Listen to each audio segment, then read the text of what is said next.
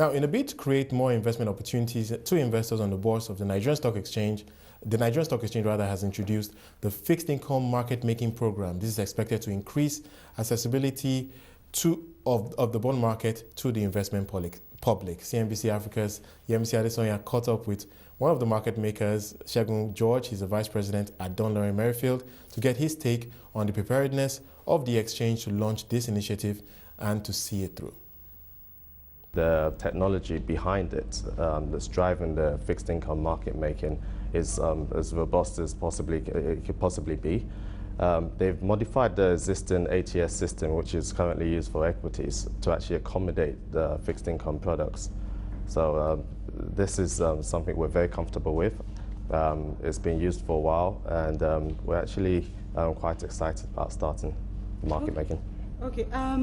Now, the same way we see investors, for investors to get particular stocks, they have to go through stockbrokers. Will it be the same picture for investors looking to trade in fixed income? Do they have to go through the market makers for that? Well, basically, yes. The answer is yes. The good thing is there's a flexibility associated with this. So in terms of flexibility, I mean, you can go to any one of the 6 appointed market makers, who are also the retail brokers, to execute your trades. Simply, the steps to take are, you approach or appoint your so-called broker dealer. They open an account for you. You deposit your funds. You specify which securities you actually want to partake in, and your trade will be executed in market. And luckily, 2 days later, it's a T+2 settlement process or cycle. And your securities end up straight into your CSCS account. Okay.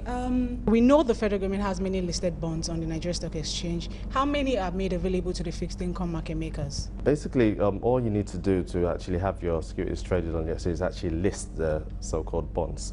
So if the federal government bonds are listed with the exchange, then they're tradable. Unlike in the OTC market, where you have on-the-run bonds.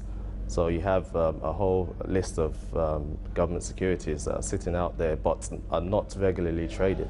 So at the moment, we could see about 5 maturities trading on a regular basis, and those are the most liquid securities of government bonds available. Are the state government bonds, corporate bonds, are they also available to these fixed income market makers? I mean, we know very well from last year up until now, the likes of state governments have not been very liquid.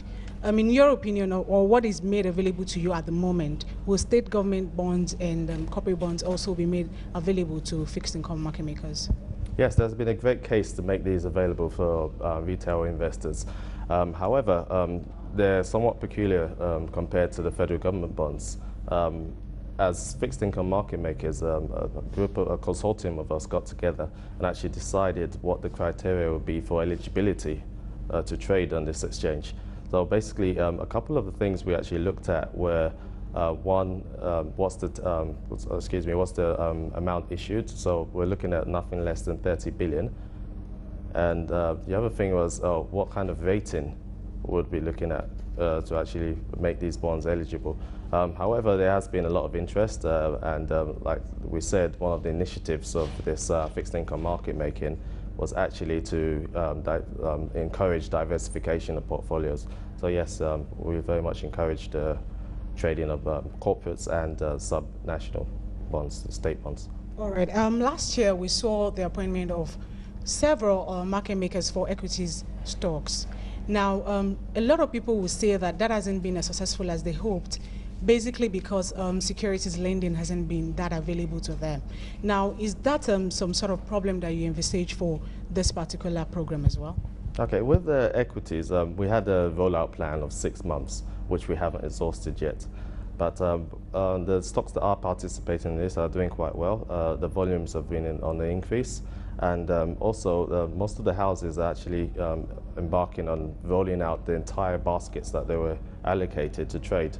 There are 10 market makers in the equity market, and I don't think they've rolled out up to 40% of the available stocks in their baskets yet. Some of them have actually been delisted from the exchange, which also has an impact, but they should be swapped with new issuances that have been released recently. All right, and lastly for me, Last year, from late last year, we saw bonds prices rallying. I mean, it's been very significant. Do you think that that the appointment of fixed income market makers would have some sort of influence on bond prices going forward in 2013? Okay, surely would have, mostly because of the volumes that we're anticipating. If they do meet those anticipated volumes or the proposed volumes that we used for our projections, then yes, certainly will have a great impact on prices. But the good thing is it also creates price transparency, and there will be intraday auctions for price fixing. So I think it all around is a healthy thing for the market.